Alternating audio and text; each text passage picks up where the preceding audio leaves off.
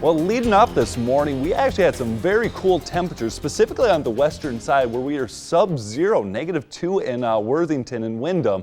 Now, we've cooled up a little bit, and the reason I'm starting off with that is that does factor into the overall track of this system that we are watching that's going to bring in some new snow. Now, live on the carsoup.com Skycam, we are dry out for now and still actually expect a couple of hours before we start to see some of these flakes move in. 19 degrees at this point, though it does feel like 6 degrees, but looking on the radar, we can start to see some of these bands already beginning to move on in. Freeborn County, Albert Lee, already picking up just some heavy flakes working on through. And this congestion continues back down into Iowa. And this is going to be that reinforcing snow that moves up into our region.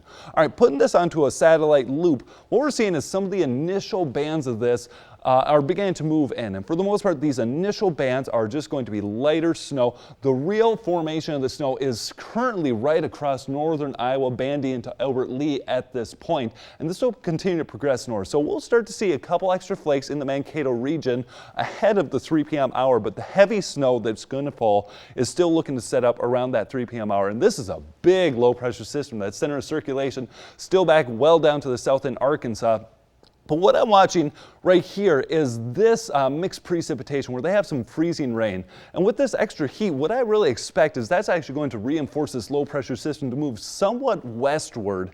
And that's why we're still going to see some of the heavier snow totals. And they're going to see lessened snow totals across Iowa, where some of that snow is actually going to be falling in the form of rain. And that really helps to chip away at those impressive snow totals. All in all, though, we still have that winter storm warning active where places could see 7 to 11 inches. I mean, this lasts through Tuesday afternoon. Now, one of the models we use is the Adonis model. This is still showing a heavy amount across our region. I agree with most of this, with the exception of this zone right here. I think that they're going to see a little bit less than that. So with looking through all the numbers, what I am putting for the overall timings with this is we're going to start to see this move in out of the south at the noon 1 p.m. hour, starting to reach that I-90 corridor, around 3, reaching the Mankato region, and then the central Minnesota right around 6 p.m.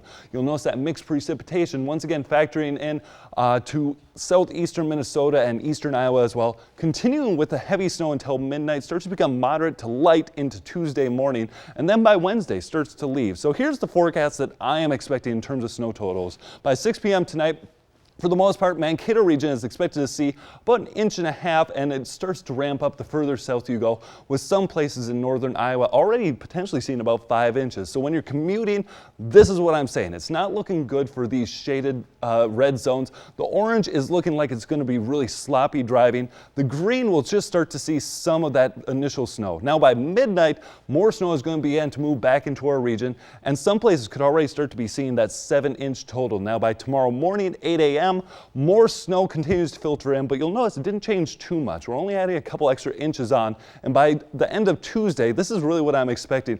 Just a couple extra inches added on after that initial heavy snow by the midnight hour. All right, 25 degrees is going to be the high temperature today. Snow moves in during the afternoon. 21 degrees is all the lower we get tonight. A couple extra inches added on, that's going to be that. Flakes by the time we hit Wednesday, and then by the New Year's Eve, we turn back to the drier side with moderate temperatures.